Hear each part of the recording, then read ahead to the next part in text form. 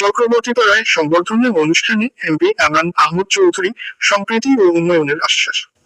সিলেটের গোলাপগঞ্জ উপজেলার ৭ নং লক্ষ্মণাবন্ধ ইউনিয়নের ২ নং ওয়ার্ডের চক্রবর্তীপাড়া কালীমাতা সেবক যুব সংঘের উদ্যোগে এক সংবর্ধনা অনুষ্ঠান অনুষ্ঠিত হয়েছে। অনুষ্ঠানে প্রধান ও সংবর্ধিত অতিথি হিসেবে উপস্থিত ছিলেন সিলেট ৬ গোলাপগঞ্জ বিয়ানীবাজার আসনের মাননীয় সংসদ সদস্য অ্যাডভোকেট এমরান আহমদ চৌধুরী এমপি। প্রধান আলোচক ছিলেন শ্রী মলয় পুরকায়স্থ। অনুষ্ঠানে সভাপতিত্ব করেন শ্রী বকুল চক্রবর্তী এবং সঞ্চালনায় ছিলেন আদুরি রানী দাস।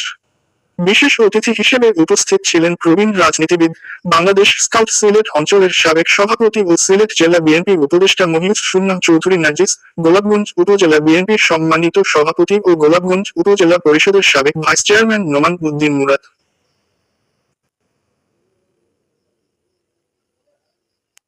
এছাড়াও উপস্থিত ছিলেন সিলেট জেলা বিএনপির সাবেক উপদেষ্টা আব্দুল মালিক লাল মিয়া, গোলাপগঞ্জ উপজেলা বিএনপির সহ সভাপতি গোলাম কিবরিয়া, গোলাপগঞ্জ উপজেলা বিএনপির সহ সভাপতি ও ৭ নং লক্ষ্মণাবন্ধ ইউনিয়নের ৯ নং ওয়ার্ডের ইউপির সদস্য কফিল উদ্দিন, গোলাপগঞ্জ উপজেলা বিএনপি কৃষি বিষয়ক সম্পাদক ও লক্ষ্মণাবন্ধ ইউনিয়ন বিএনপি সিনিয়র সহ সভাপতি আব্দুল মালিক, সিলেট জেলা যুবদলের যুগ্ম সাধারণ সম্পাদক লিটন আহমদ, কাউসার অ্যান্ড ব্রাদার্সের চেয়ারম্যান ও সিলেট মহানগর বিএনপি ২২ নং ওয়ার্ডের অর্থ সম্পাদক অজয় মোহাম্মদ কাউসার, গোলাপগঞ্জ উপজেলা বিএনপির সহ যুগ্ম সাধারণ সম্পাদক এস এ রিপন, সিলেট জেলা কৃষক দলের আহ্বায়ক রেকল আহমদ, লক্ষ্মণাবন্ধ ইউনিয়ন বিএনপির সাধারণ সম্পাদক নুরুদ্দিন, গোলাপগঞ্জ উপজেলা হিন্দু বৌদ্ধ খ্রিস্টান ঐক্য পরিষদের সভাপতি কাজল কান্তি দাস, বাংলাদেশ পূজা উদযাপন পরিষদ গোলাপগঞ্জ উপজেলা শাখার সভাপতি মর্নিল কান্তি পাল, গোলাপগঞ্জ উপজেলা হিন্দু বৌদ্ধ খ্রিস্টান ঐক্য পরিষদের সাধারণ সম্পাদক গোবিন্দ বাবু, লক্ষ্মণাবন্ধ ইউনিয়ন বিএনপির সহ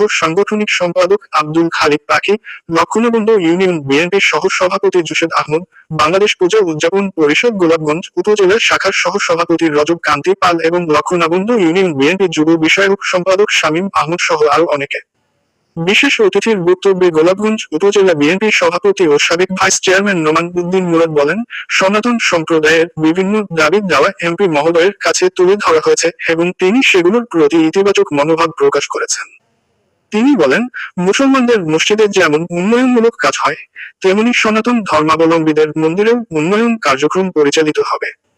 তিনি এমপি এমরান আহমদ চৌধুরীর উন্নয়ন কর্মকাণ্ডের প্রশংসা করে বলেন, আগামী দিনে এর সুফল সাধারণ মানুষ ভোগ করবে।